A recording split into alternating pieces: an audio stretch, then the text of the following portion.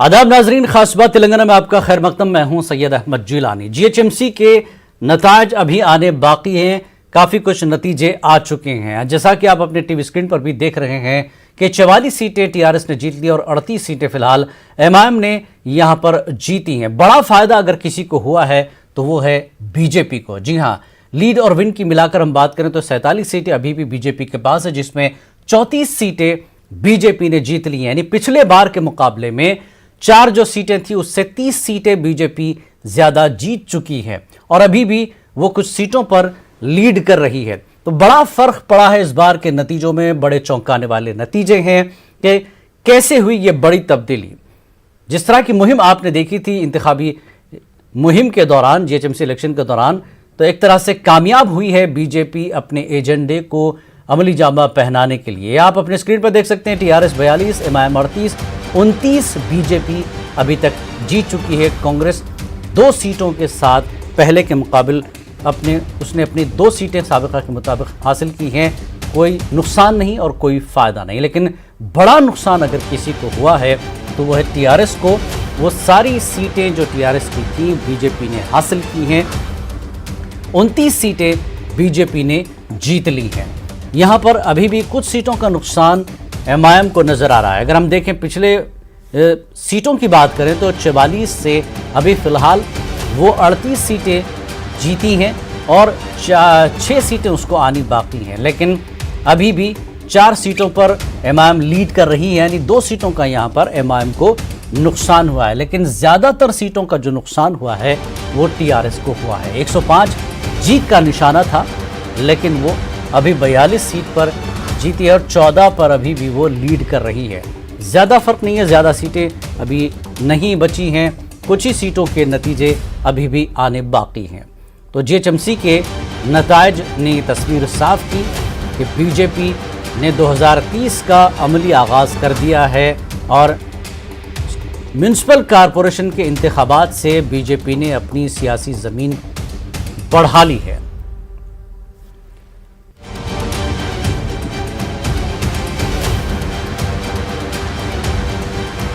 रिवायती हल्कों से एमआईएम ने जीत दर्ज की। वो तमाम हल्के जो एमआईएम के रहे उस पर एमआईएम ने जीत दर्ज की है। सिर्फ 2 सीटों का नुकसान हो रहा है।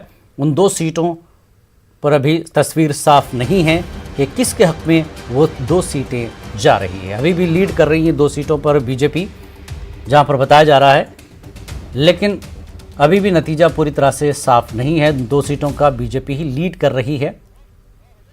44 सीटें थी, 42 सीटें एमआईएम को हासिल हुई हैं और 44 टीआरएस ने अभी तक जीती हैं। 14 पर वो लीड कर रही है। बीजेपी 13 पर लीड कर रही है। तो 34 सीटें बीजेपी ने फिलहाल जीत ली हैं। तो ग्रेटर हैदराबाद म्यूनसिपल कॉरपोरेशन के वोटों की गिनती जारी है और इस वक्त हमारे नुमाइंदा अनीसुर रहमान हमारे साथ जुड़ चुके हैं ताज़ा जानकारी के लिए। अनीस, इस वक्त क्या अपडेट आप देंगे? काफ़ी नतीजे आ चुके हैं, बस कुछ ही सीटें बची हैं।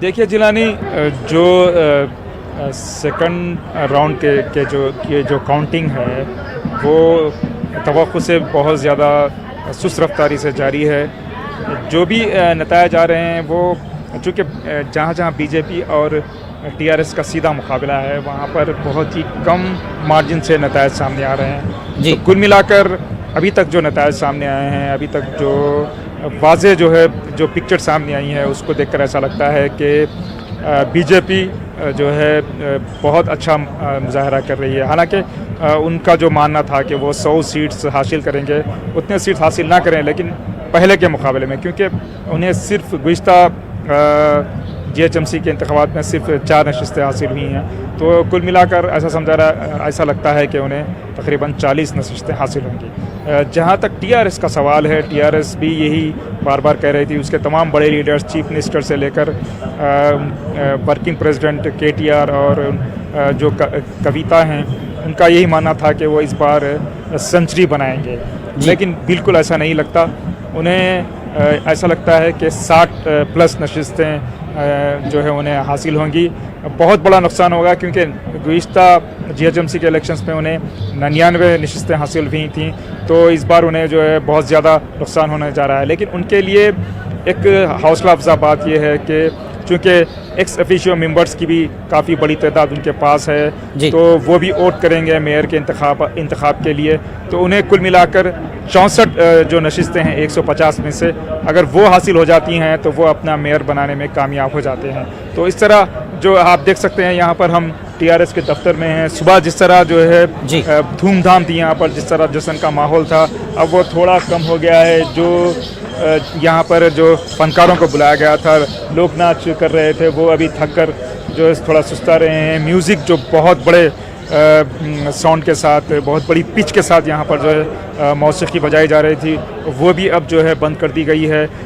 KTR कहा जा रहा है कि KTR यहाँ पर आएंगे 8 बजे के बाद, तो उनका इंतज़ार है, पूरी जो रिज़ल्ट्स हैं उसका भी इंतज़ार है। तो कुल मिलाकर ऐसा लगता है कि मेयर शायद TRS का बन जाए, लेकिन जिस तरह उन्हें तवक्को थी उस तरह की कामयाबी नहीं मिलती नज़र आ रही है। जिलानी यानी रहमान, मेयर TRS का बनेगा ज़रूर, लेकिन अब मसला ये है कि साथ में MIM भी जुड़ी है। MIM के अपने नतीजे रिवायत के मुताबिक सिर्फ 1-2 सीट इधर उधर ऊंच नीच हो रही है, लेकिन क्या रोल रहेगा MIM का GHMC में आगे?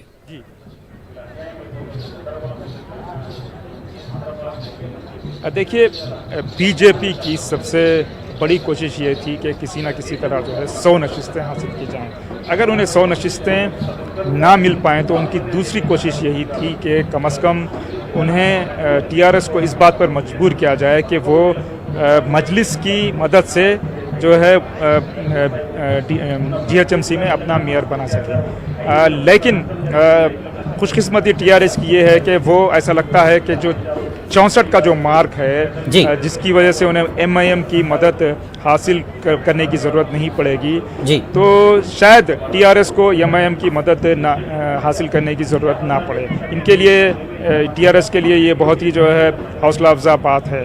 तो जहाँ तक मजलिस का सवाल है, मजलिस ने एक बार प्रूव कर दिया कि चाहे आंधी आए या तूफान, मरकज़ में किसी की भी हुकूमत हो और रियासत में चाहे किसी भी पार्टी की हुकूमत हो, चाहे कोई भी जो है ट्रेंड आए और कोई भी पार्टी का उरूज हो, उनके लिए उनको कोई फ़र्क नहीं पड़ता। कोई लहर जो है MIM को रोक नहीं पाएगी। हासिल करने में कामयाबी हासिल की और ये साबित कर दिया कि वो बिल्कुल उन्होंने ये साबित कर दिया कि जहाँ तक पुराने शहर हैदराबाद की बात है, वो वहाँ के सही मानों में एक तरह से राजा हैं। जिलानी लेकिन दूसरी तरफ हम बात करें अनीस रहमान, लगातार बीजेपी के बयानात आ रहे हैं। रामचंद्र राव ने कहा कि ठीक है, हम अपने टारगेट तक नहीं पहुंचे, लेकिन कामयाबी ज़रूर मिली है। 4 सीटों से वो जो है 48 सीटों की तरफ जा रहे हैं। तो ऐसे में उन्होंने अगले इलेक्शन की तैयारी में 2023 के लिए फ़ायदा ज़रूर मिलेगा इन GHMC इंतखाबात के ज़रिए। हौसला, जैसे दुब्बाका की बात हुई,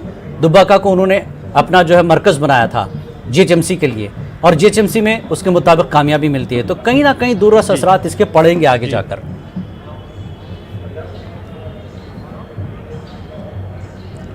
जी बिल्कुल, जिलानी उनके लिए बहुत बड़ी हौसले की बात हो अगर वो 4 अपने साबिक़ा नंबर 4 को 40 में तब्दील करते हैं, यानी उन्हें तकरीबन 1000% का फ़ायदा होगा। ये इनके लिए बहुत बड़ी बात है। गुज़िश्ता यानी 1 साल में आप देख सकते हैं, असम्बली का इलेक्शन हुआ था तेलंगाना का, तो उसमें सिर्फ 1 नशिस्त हासिल हुई थी बीजेपी को। उसके बाद लोकसभा इंतखाबात में उन्होंने थोड़ा बेहतर मुजाहरा किया और उन्हें 4 लोकसभा की नशिस्तें हासिल हुई। उसके बाद जब बंडी संजय को, जो करीमनगर के मेंबर ऑफ पार्लियामेंट मुंतखब हुए थे, जब से वो बीजेपी के सदर मुंतखब हुए हैं, एक तरह से बीजेपी में एक नई जान पैदा हुई है। जिस तरह बंडी संजय किसी भी इलेक्शन कैंपेन को अग्रेसिव अंदाज में चला रहे हैं, उसका बहुत बड़ा फ़ायदा बीजेपी को होता हुआ नज़र आ रहा है। पहले जो लीडरान थे, मैं किशन रेड्डी की बात करूंगा, वो एक जो है ट्रेडिशनल तरीके से जो अपनी बात रखने के लिए मशहूर हैं, लेकिन बंडी संजय का अंदाज़ थोड़ा मुख्तलिफ है। उनमें वही जो है एक तरह का पन नज़र आता है जिस तरह का जो है शुमाली हिंद के जो बीजेपी के लीडरान हैं उनमें नज़र आता है। तो जब से बंडी संजय ने बीजेपी की सदारत संभाली है तो एक तरह से तेलंगाना में बीजेपी का जो है अंदाज कुछ मुख्तलिफ नज़र आता है और सीधा फ़ायदा बीजेपी को भी हुआ है और इसका नतीजा हम देख सकते हैं। बिल्कुल बीजेपी को यहाँ पर फायदा हुआ है और आगे जाकर वो एक बड़े फायदे की तलाश में जुट चुकी है। 2023 की बात करें, हमारे साथ संजय भी इस वक्त जुड़ चुके हैं बीजेपी ऑफिस के सामने। संजय, किस तरह का माहौल बीजेपी ऑफिस के पास दिखाई दे रहा है? एक बड़ी कामयाबी बीजेपी को मिली है इस बार। जिलानी मुझे कुछ ज्यादा कहने की जरूरत नहीं है, तस्वीरें अपने आप बयां करेंगी कि क्या स्थिति है जी। ये देखिए, इस समय बीजेपी के दफ्तर में जश्न का माहौल है। पार्टी के कार्यकर्ता ढोल नगाड़ों के साथ यहाँ पर उपस्थित हैं और वो नाच रहे हैं, गा रहे हैं और बीजेपी के जश्न को सेलिब्रेट कर रहे हैं। आप देख सकते हैं जी, बिल्कुल जश्न का माहौल है बीजेपी दफ्तर के सामने। संजय, वो जो है वो कौन कौन लीडर वहां पर हैं और इतनी बड़ी कामयाबी के बाद क्या मीडिया से वो बात करेंगे?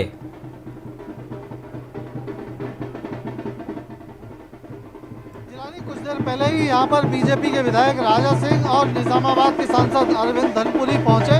उन्होंने हमसे बातचीत भी की और उन्होंने बताया, उनका कहना था कि 40 सीट जीतकर बीजेपी ने जो परिवारवाद की राजनीति है उसको दिखा दिया है कि तेलंगाना में परिवारवाद की राजनीति नहीं चलेगी। जाहिर तौर पर जो बीजेपी ने टीआरएस के वोट पर डेंट किया है और बीजेपी का कहना है कि इससे कहीं ना कहीं चिट्ठी चुनाव की वजह से आगे तेलंगाना में विधानसभा चुनाव का रास्ता साफ हो गया। तो ये जो बीजेपी के नेता काफ़ी उत्साहित नजर आ रहे हैं। 4 से 40 के आंकड़े पर आने पर जाहिर तौर पर बीजेपी के अंदर खुशी है और वो खुशी पीछे जाहिर हो रही है। इस समय दफ्तर के अंदर बीजेपी के स्टेट प्रेसिडेंट संजय बंडी, एमओएस होम जो है वो किशन रेड्डी, इसके अलावा ओबीसी राष्ट्रीय मोर्चा के जो अध्यक्ष हैं लक्ष्मण, बीजेपी की राष्ट्रीय उपाध्यक्ष VK. Aruna, BJP MLA Raja Singh, इसके अलावा निजामाबाद के सांसद अरविंद धनपुरी, ऐसे तमाम नेता जो है वो पार्टी के दफ्तर में मौजूद हैं।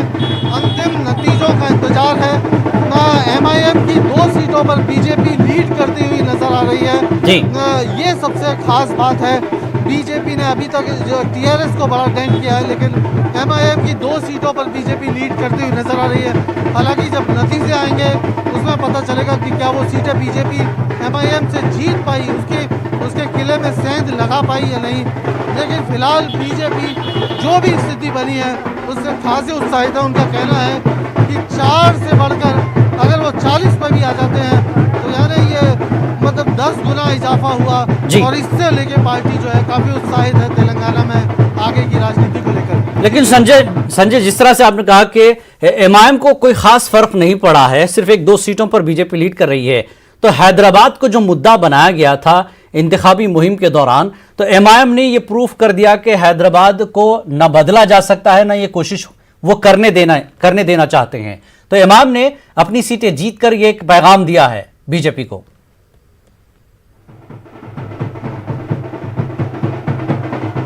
जिलानी, इसको थोड़ा दूसरे नजरिए से भी समझा जा सकता है कि जिस तरह से ये पूरी फाइट, जो पूरी लड़ाई एमआईएम वर्सेस बीजेपी में कन्वर्ट हो गई थी जी, उसकी वजह से दोनों पार्टियों ने अपने वोटों को कंसोलिडेट किया। दोनों पार्टियों ने अपने वोट कंसोलिडेट किए और उसकी वजह से दोनों जो पार्टी फायदे में रही, नुकसान में वो पार्टी रही जो वोटों को कंसोलिडेट नहीं कर पा रही थी। बिल्कुल। जो टीआरएस जिसको ये लगता था कि शायद जो है वो यहाँ पर तेलंगाना में या खास करके हैदराबाद में ये बीजेपी की स्टाइल ऑफ पॉलिटिक्स यहाँ पर नहीं सक्सेसफुल होगी, तो वो जनता का जिस तरह से समर्थन मिला है, ये जाहिर तौर पर टीआरएस के लिए बड़ा झटका है। केटीआर के भविष्य के लिए हैदराबाद में वो म्युनिसिपल एडमिनिस्ट्रेशन मिनिस्टर थे, शहरी विकास मंत्री थे जी। पूरे टाइम वो हैदराबाद की राजनीति पर फोकस रखते थे केटीआर। तो ये जो है वो जो नुकसान हुआ है, हालांकि टीआरएस हो सकता है कि अपना मेयर बनाने में कामयाब हो जाए, लेकिन उसके बावजूद भी आने वाली पॉलिटिक्स पर इसका बड़ा असर जाने वाला है। बिल्कुल। टीआरएस को भी एक बात समझ में आई है कि अब उसका बड़ा जो पॉलिटिकल शत्रु है वो बीजेपी है और बीजेपी से कैसे मुकाबला करना है, अब टीआरएस की आगे की रणनीति इस पर निर्भर करेगी। हमने देखा लोकसभा में कई बार राष्ट्रपति चुनाव के दौरान, नोटबंदी के दौरान टीआरएस ने बीजेपी को सपोर्ट किया। बिल्कुल। टीआरएस कांग्रेस से हेड ऑन करती थी, अब कांग्रेस कहीं पर भी नहीं है। टीआरएस का मुकाबला बीजेपी से है। तो आने वाली पॉलिटिक्स, जो अगले सालों की पॉलिटिक्स है, उसको डिसाइडिंग करने वाले, उसमें अहम भूमिका निभाने वाले जीएचएमसी के चुनाव हैं।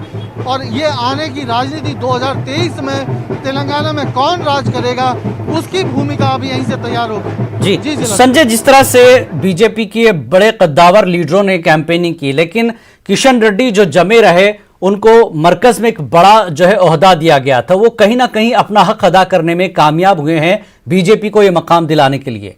इसका सेहरा हम क्या किशन रेड्डी को दें या फिर वो तमाम नेताओं को जो दिल्ली से आए थे?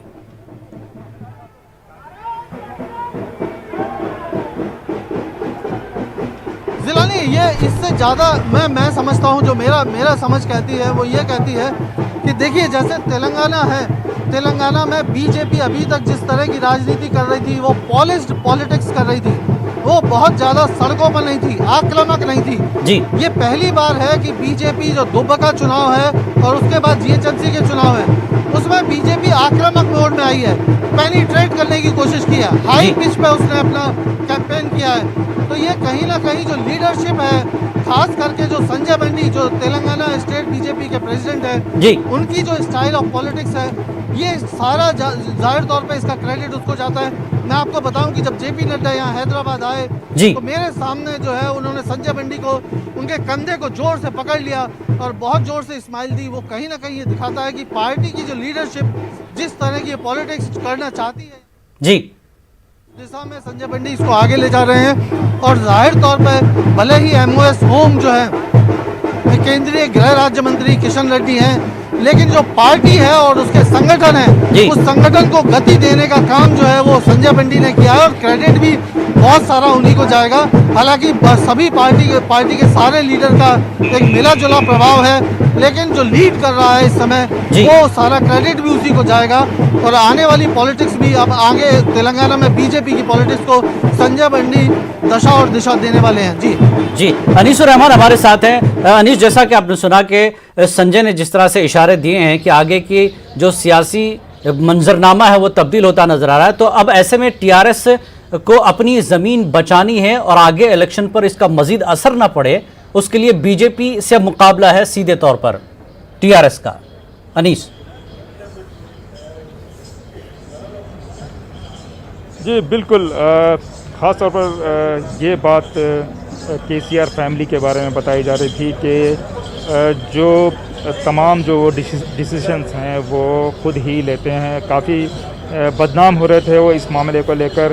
ख़ास तौर पर जो पार्टी के लीडरान हैं वो भी जो है उनके पीछे जो है यही कहते नज़र आ रहे थे कि ये तमाम जो जितने भी डिसीशंस हैं वो बिल्कुल एक फ़र्द तक या एक फैमिली तक महदूद होकर रह गए हैं। तो हो सकता है ये जो आज नतायज आए हैं जीएचएमसी के इंतखाबात के, इसके बाद शायद वो जो अपना अंदाज़ है जो इक़्तिदार करने का, शायद उसको बदलें और जो है जो दूसरे जो कम्युनिटीज़ हैं, दूसरे जो क्लासेस हैं, उनके लोगों को भी जो है लीडरशिप में ज़्यादा से ज़्यादा हिस्सा लें। और जो आवाम है, ख़ास तौर पर मैं बेरोज़गारी की बात करूँगा, जो तेलंगाना के क़याम के बाद जिस तरह नौजवानों से वादा किया गया था कि 1.5 लाख जो है नौकरियां दी जाएंगी और मकानात जो दिए जाएंगे उन्हें डबल बेडरूम, तो वो वादे जो है पूरे नहीं हुए। हालांकि दूसरे कई स्कीम्स उन्होंने जो है राइज की, गरीबों को पेंशन दिया, किसानों को जो है फ़ी एकड़ 8,000 रुपये के हिसाब से इमदाद दी हर साल। काफ़ी स्कीमें उन्होंने दी। अक़लियतों के लिए भी जो है काफ़ी स्कीम्स का ऐलान किया। बैकवर्ड क्लासेस के लिए उन्होंने जो है काफ़ी स्कीमें दी। ख़ास तौर पर जो मॉडल स्कूल्स थे वो भी जो है उसका भी निज़ाम जो है बेहतर किया। तो कुल मिलाकर बहुत अच्छे काम किए ऐसा लगता है, लेकिन जो एक उनका एक पर्सनालिटी कल्ट है, जो कहा जा रहा है कि ये बहुत ज़्यादा एरोगेंट होते जा रहे हैं, तो ये एक जो नेगेटिव जो उनका जो एटीट्यूड आवाम के दरमियान जा रहा था, कहीं ना कहीं इस इलेक्शन में उनको इससे नुकसान होता हुआ नज़र आ रहा है। लेकिन इसके बाद शायद ऐसा लगता है कि शायद क्या हो सकता है कि उनका जो है थोड़ा अंदाज बदले और हमें एक नए तरीके से जो है गवर्नमेंट टीआरएस की देखने को मिले। बिल्कुल, संजय हमारे साथ हैं। संजय, आपके साथ कुछ लोग भी जुड़ गए हैं, कुछ लीडर वहां नजर आ रहे हैं, जश्न का माहौल है, उनसे आप बात कर सके कि किस तरह से देखती है पार्टी आज के इस जश्न को, इस जीत को?